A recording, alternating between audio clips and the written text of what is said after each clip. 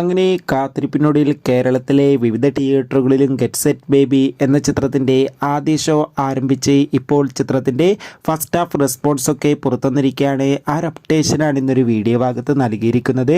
വീഡിയോയിലേക്ക് വരുമ്പോൾ video like ചെയ്യുക, ചാനൽ സബ്സ്ക്രൈബ് ചെയ്യുക.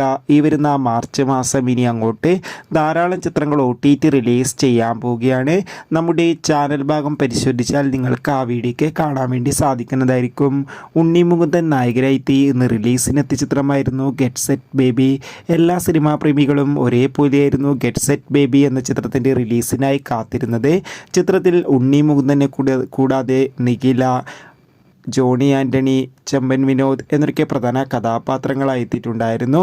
ഏവരും ഏറെ ആകാംക്ഷയോടെയായിരുന്നു ഗെറ്റ് സെറ്റ് ബേബി എന്ന ചിത്രത്തിൻ്റെ റിലീസിനായി കാത്തിരുന്നത്. ഫൈനലി ചിത്രത്തിൻ്റെ ആദ്യ ഷോയുടെ ആദ്യ പകുതിയുടെ റെസ്പോൺസ് പുറത്തുവന്നുകൊണ്ടിരിക്കുകയാണ്. ചിത്രത്തിൻ്റെ ആദ്യ പകുതിക്ക് തന്നെ മികച്ചൊരു പോസിറ്റീവ് റെസ്പോൺസാണ് നേടിയെടുത്തിട്ടുള്ളത്. ചിത്രം മികച്ചൊരു ഫാമിലി കോമഡി എൻ്റർടൈൻമെൻറ്റാണ്. കാത്തിരിക്കുക.